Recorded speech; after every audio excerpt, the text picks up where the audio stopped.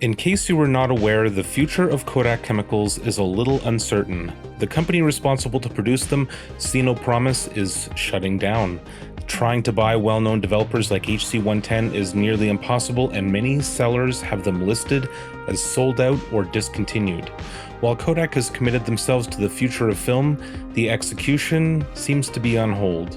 While we're all waiting and hoping for production to continue, I figured it would be a good time to look back at Kodak's newest black and white developer, Kodak Xtol, and how it was received.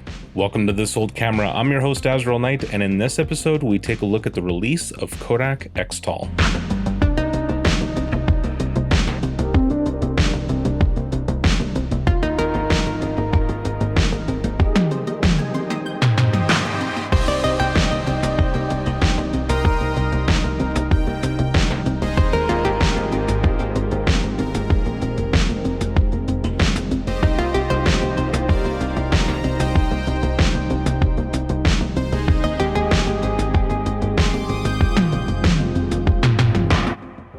Released in 1996, Kodak Xtol was a late-to-the-game black and white developer meant to be an alternative to D76.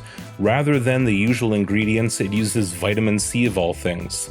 It was promoted as less harmful to the environment and the user, and comes in a two-component dry powder, was mixable at room temperature, and was the first black and white developer released in a decade.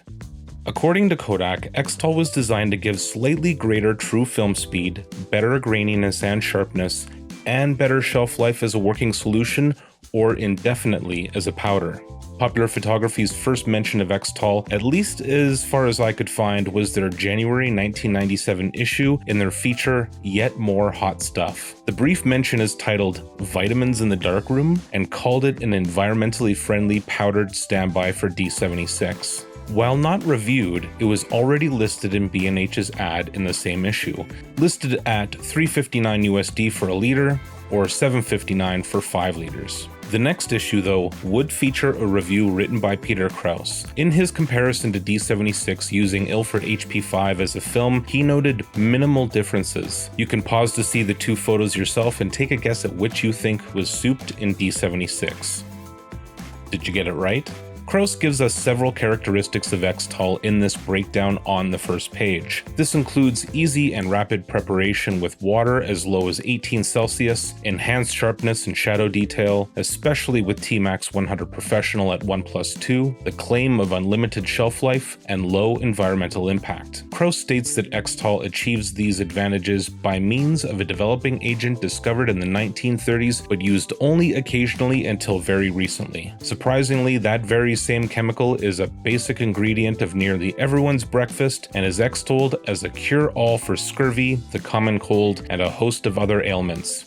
You guessed it, Xtol contains vitamin C, aka ascorbic acid. The chemical's emergence as a primary developing agent has come about as a result of ongoing efforts by the photographic industry to reduce the possible health, safety, and environmental effects of several photographic processing chemicals, including developing agents. Hydroquinone and metol, aka Elon, the two developing agents used in D76 and many other black and white developers, can cause skin rashes and other allergic reactions in some individuals. Both developing agents also have a high potential for affecting some aquatic organisms and the microbial activity in waste treatment plants. Phenidone, the other active ingredient, is also low in dose and only slightly allergenic. Neither of these pose an environmental threat. Krause's evaluation is pretty simple. Xtol doesn't blow D76 out of the water, but edges over it in terms of speed, grain, and sharpness in carefully controlled tests.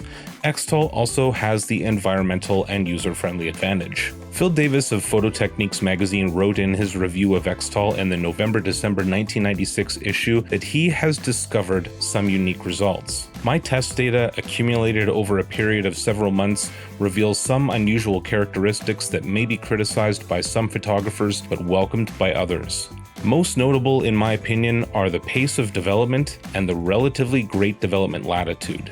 Even when used straight, Xtol starts developing rather slowly and deliberately, but once started, unlike most other developers, especially when diluted, this one doesn't slow down very much. As development time is extended, image contrast continues to increase at a relatively uniform rate. Obviously, there must be a limit to this, but I didn't encounter it in my longest test development time of 16 minutes. Long after many familiar film developers have obviously started to run out of gas, Xtol just keeps going and going. He says that due to its reserve strength, there is little reason to use it undiluted and opted for a 1+1 mix for most of his tests. Davis also says that, according to the documentation, the shelf life of the undiluted stock solution stored in full bottles is estimated to be 1 year. When stored in partially filled containers, the estimated useful life is 2 months. American Photo also gave a shout out to Xtol in October '97, touching on everything David and Krause had gone into detail on.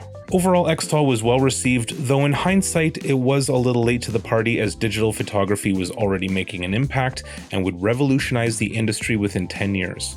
That being said, Xtol is an important step in reducing the harmful impact film photography has on the environment and making it safe overall for the user, surprisingly without sacrificing quality. I have more experience with D76, but I must admit getting it mixed at such a high temp is a pain compared to the ease of mixing Xtol. During my research for this video, I was surprised to learn at the shelf life, and it's certainly a selling point for me, provided it goes back into production. If you've never heard of Xtol or never tried it and you just can't wait, there are several alternatives I found on a Reddit post which I'll link below. Thanks for watching another episode. If you want to support the channel, consider a one-time donation through PayPal, link in the description. If you prefer something a little bit more permanent, hit me up on Patreon, and until next time, stay classic.